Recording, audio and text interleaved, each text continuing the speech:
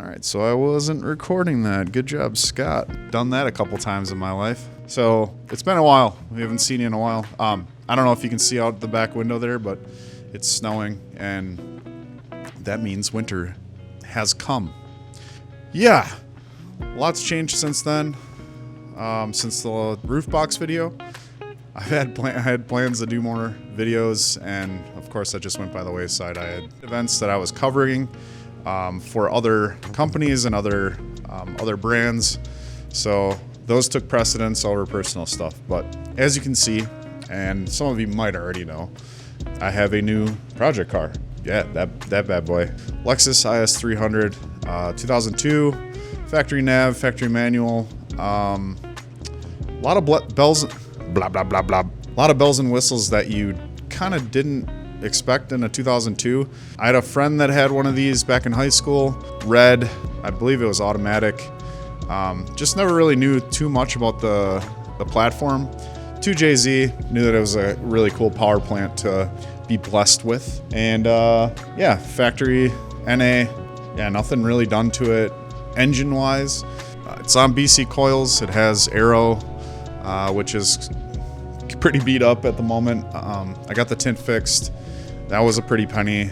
Kind of sucked having that DIY job done on the back.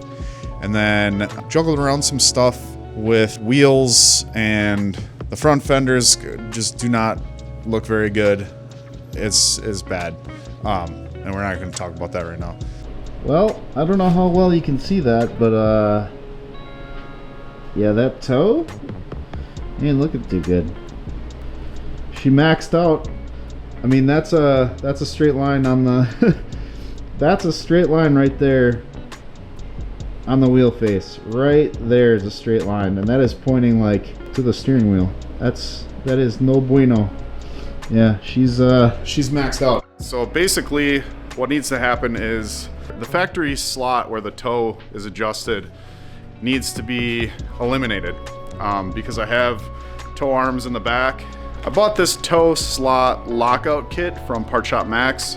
We're going to be installing that just to get rid of that play, so that the factory arm or the factory hole location is basically a fixed bolt, so that there's no slop in that hole. So the only toe adjustment that I can have is through the toe arms that I have installed. So yeah, that should get this thing roadworthy again, because I haven't driven it for a minute.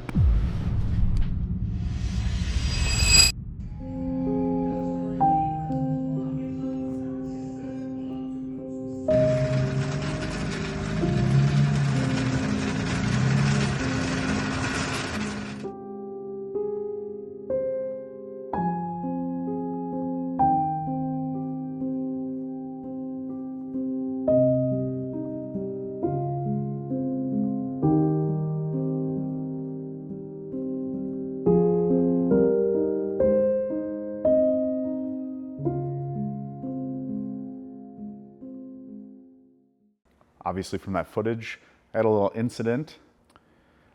Yeah, not my proudest moment. I fucked up. After I fixed the toe on the Lexus, I hadn't driven it for a while, and that morning was a little bit more brisk than the previous times that I've driven it to work. So I get in the car, driving to work, don't have any obligations for pick up or drop off with my daughter, and just gonna have a nice, fun drive to work. And here we are. The impact cracked and bent the front wheel. It snapped the front lower control arm right by the ball joint. Yeah, ripped off my side skirt. It ripped off the lip. The fender is completely smashed. They weren't in the greatest of shape to begin with, but that's besides the point. The rear right upper control arm basically had no weld penetration in it, and that pulled out of the sleeve, so that was broken. Yeah, there was a lot wrong. A lot of things went wrong, and it could have been a lot worse. I was about 6 to 8 feet from a pole, light post, and yeah. So damaged wheels, I mean, basically set the car back quite a ways in terms of, it didn't have the greatest paint to begin with. The fenders were messed up anyway. There's some fiberglass stuff that was wrong with it, but it really took a step back, and that kind of killed my motivation. But so basically, what happened when we got the car on the lift, I found a plethora of things that were wrong with it. The rear axle bolts were a lot of them were loose. So we replaced those with ARP ones. We machined them down so that they fit. The bolt in the rear subframe was basically put in backwards, so it's not serviceable at all. I believe when the subframe was dropped and the bushings were put in previously, that bolt was installed outside of the chassis and kind of as a subframe assembly, and then jacked up and bolted in at the subframe mounting locations and never thought of again. The front rack spacers were, to my knowledge, were installed incorrectly. I've heard pros and cons, mostly cons, about using those. I'm pretty new to it, so I just decided to leave everything on. The Easy Knuckle kit is the V3.5, not the V4 like the listing when I bought it. Not really a big difference. I just found that out when I disassembled everything. Go over a list of new parts. Part Shop Max toe lockout plates front and rear. New lower control arm with poly bushings from Serial 9, the 20mm wider ones.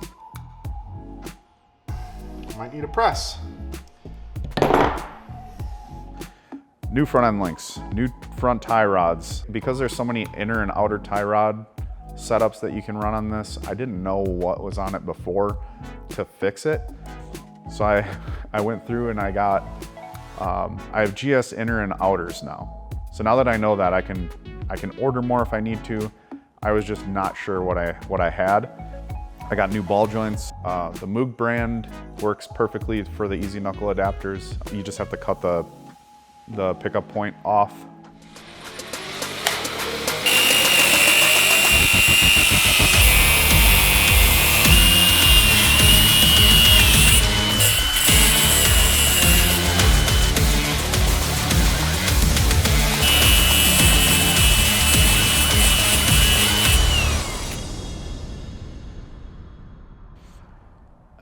Corrected the rack spacers, so that wasn't really a new thing, but they were installed backwards. Installed new rear upper control arms. I got rid of the Megan Racing ones. These new ones are kind of crappy anyway too. Chinese parts are Chinese parts, but I had a reputable guy add some security welds to these new upper control arms. And I seized pretty much everything because I knew I was going to be taking it to get aligned.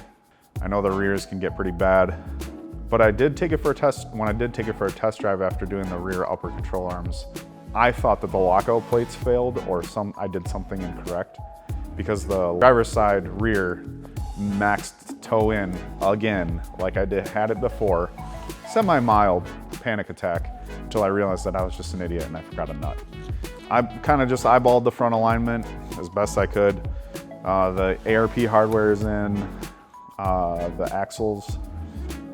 I rattle canned some Acura TL wheels, which I found out to be extremely bent and imbalanced. So I'm still don't have a proper set of wheels for the car. I tapped out the rear taillight holes because I don't know, everything was zip tied in. The bumper is zip tied on. I adjusted the rear trunk latch because all I had to do was loosen the 2 bolts and now it latches perfectly fine because I was having issues before. I don't know why I didn't think of that, but I dealt with it for a few months before realizing. I got KBD front bumper and skirts, and yeah, things are just kind of in a holding pattern. Because the car sat for so long, I basically ended up doing a full refresh of the seals and a lot of stuff. So I put in a new radiator with new fans, so a new shroud. Rewired the fans up with quick connects, so now that's not just a soldered job, so I can disconnect everything. I had a coolant leak in the front, which I didn't realize until I put coolant in it because there was water in it prior. So it was leaking from a lot of different places. The coolant neck that I installed, the thermostat was installed upside down. The jiggle valve was in the wrong orientation according to the maintenance documentation. So I've corrected that. I mounted a power steering cooler in the front, got that all situated and bled. The hoses for that were cracked. I got new valve covers and an intake manifold and with a throttle body, so that might be something that I go into in the future by getting it powder coated or doing it myself, I don't know. I got a new battery because the battery died while I was working on the car. Doing the timing belt, I got a new water pump, did the valve cover gaskets, front seals. The rear main is leaking, so that's like the last leak that I have to track down. Replaced some of the burnt up connectors. I went through a pretty cool company that does 2JZ quick connector, like DIY stuff, and they also offer pigtail versions. So those were super helpful to get everything on that end situated and kind of sorted. There's a lot to be done. I mean, I did spark plugs, cleaned up the spark plug valley as best I could. Just wanted to clean up the engine bay a little bit to get a better idea of if I do have a new leak or I do have a leak that I didn't realize or didn't see it beforehand, that I could kind of track it down a little bit easier now that everything was semi-cleaned. But yeah, everything's assembled back together. So I guess we're gonna start it and we're gonna see what happens. Hopefully everything's good, everything's kosher. Gotta cycle the power steering fluid, fill it with coolant or water and water wetter, and bleed it and burp it and do all the things. So fingers crossed everything was done correctly and I tightened everything. This was months of waiting. It was just, I lost a lot of motivation because everything was broken. I'm so like nitpicky and trying to be perfect with things that I gotta stop and remember that it's not a show car. It's not going to be a show car, but that's kind of that's where I came from. That's how I think. I always want to make things look nice. The paint's terrible. The fenders are screwed up, but those will be fixed eventually. Yeah, gonna go drive it now. Wish me luck. All right, it's time to start this thing for the first time in, I don't even know.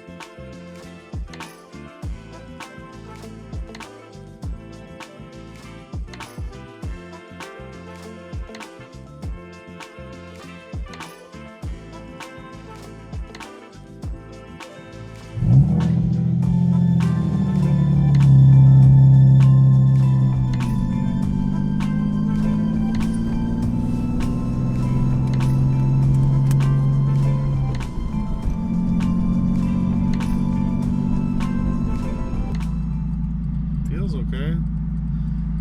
God damn, this is so nervous to drive.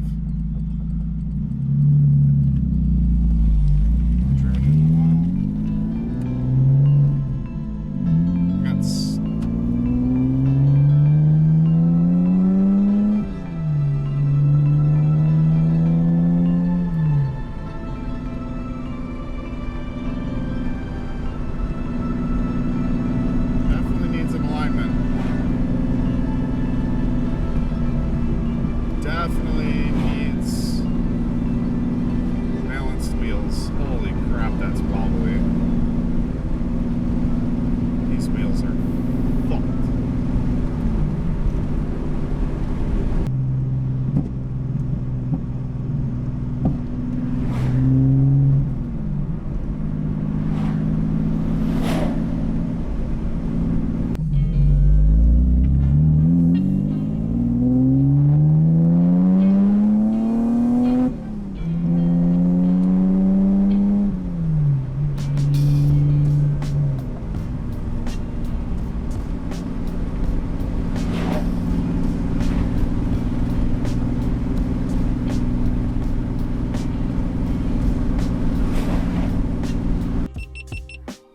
Made it.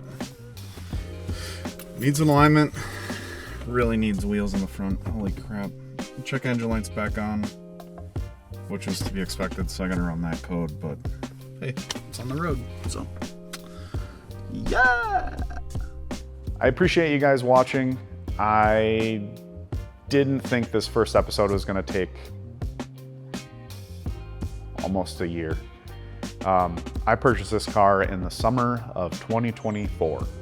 So it was probably June or July, and it is now May. Yeah.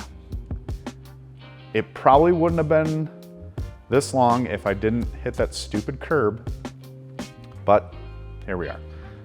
You live and you learn. I need to get rubber wheels. I got aero stuff kind of sitting around. The car just looks like crap because of the fender. They looked like crap beforehand, but at least it was a completed car. The skirts are ripped off. I did pull the rivets because those were riveted on. I did pull those and got everything kind of cleaned up a little bit better.